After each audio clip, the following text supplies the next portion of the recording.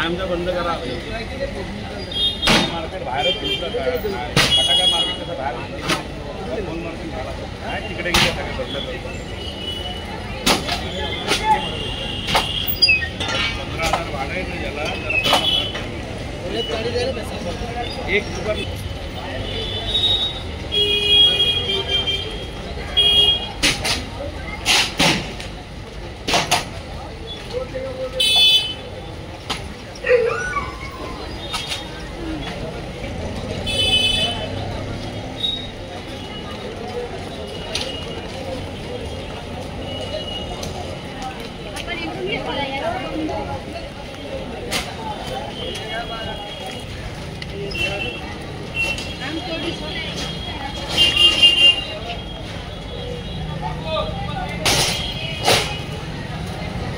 बाबू ताला मारते बड़े दुकान चलेंगे।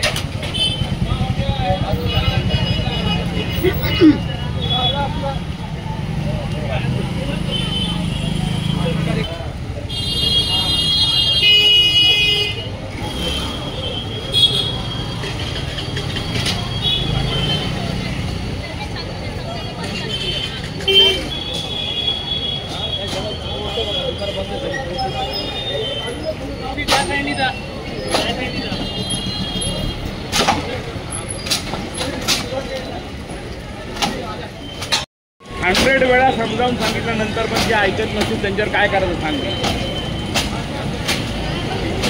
अरे बाबा आता फोरवाल्यांचं आज आमच्या गल्लीमध्ये ऑलरेडी या रिक्षाचा त्रास आहे।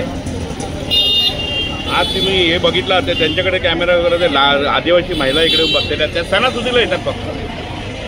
एवढा त्रास असताना ह्या फुलवाल्यांना आम्ही एक वेळेस नाही 100 वेळा विनंती करून सांगितलेलं आहे की तुम्ही तुमच्या दुकानामध्ये धंदा करा, बाहेर करू नका।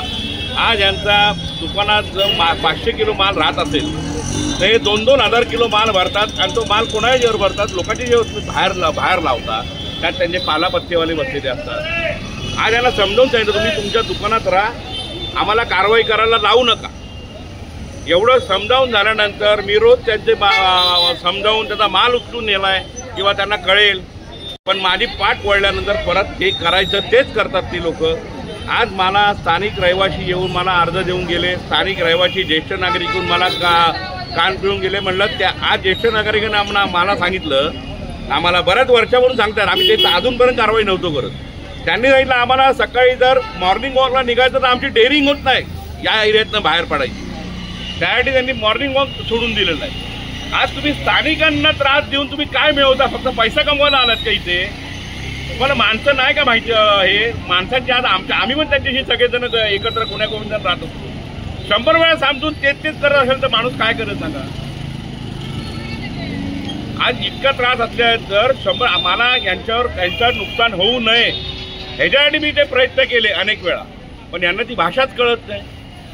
आज बाहेर शेड काढतात, 10-10 फुटाची शेड बाहेर काढतात आणि अजून माल बाहेर आणतात।